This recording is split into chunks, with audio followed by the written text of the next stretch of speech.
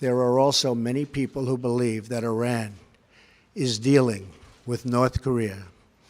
I am going to instruct our intelligence agencies to do a thorough analysis and report back their findings beyond what they have already reviewed.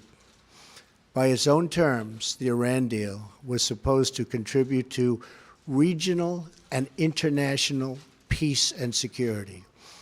And yet, while the United States adheres to our commitment under the deal, the Iranian regime continues to fuel conflict, terror, and turmoil throughout the Middle East and beyond. Importantly, Iran is not living up to the spirit of the deal. So today, in recognition of the increasing menace posed by Iran, and after extensive consultations with our allies, I am announcing a new strategy to address the full range of Iran's destructive actions. First, we will work with our allies to counter the regime's destabilizing activity and support for terrorist proxies in the region. Second, we will place additional sanctions on the regime to block their financing of terror. Third, we will address the regime's proliferation of missiles and weapons that threaten its neighbors' global trade and freedom of navigation. And finally, we will deny here in Washington, D.C. I am authorizing the Treasury Department to further sanction the entire Islamic Revolutionary Guard Corps for its support for terrorism and to apply sanctions to its officials, agents, and affiliates. I urge our allies to join us in taking strong actions to curb Iran's continued dangerous and destabilizing behavior, including thorough sanctions outside the Iran deal that target the regime's ballistic missile program in support for terrorism and all of its destructive activities, of which there are many. Finally, on the grave matter of Iran's nuclear program, since the signing of the nuclear agreement, the regime's dangerous aggression has only escalated. At the same time, it has received massive sanctions.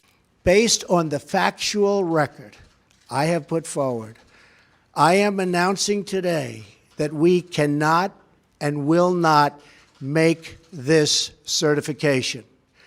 We will not continue down a path whose predictable conclusion is more violence, more terror, and the very real threat of Iran's nuclear breakout.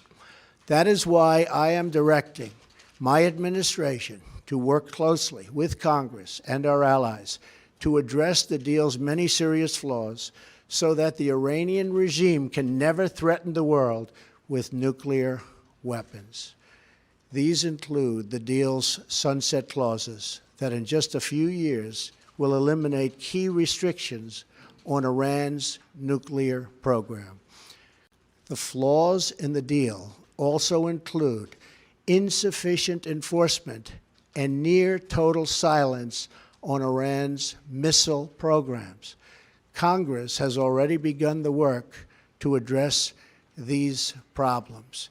Key House and Senate leaders are drafting legislation that would amend the Iran Nuclear Agreement Review Act to strengthen enforcement, prevent Iran from developing an internet, this is so totally important, an intercontinental ballistic missile, and make all restrictions on Iran's nuclear activity permanent under U.S.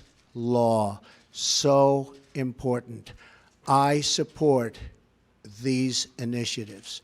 However, in the event we are not able to reach a solution working with Congress and our allies, then the agreement will be terminated. It is under continuous review, and our participation can be canceled by me as president at any time. As we have seen in North Korea, the longer we ignore a threat, the worse that threat becomes. It is why we are determined that the world's leading sponsor of terrorism will never obtain nuclear weapons. In this effort, we stand in total solidarity with the Iranian regime's longest-suffering victims, its own people. The citizens of Iran have paid a heavy price for the violence and extremism of their leaders. The Iranian people long to, and they just are longing to reclaim their country's proud history,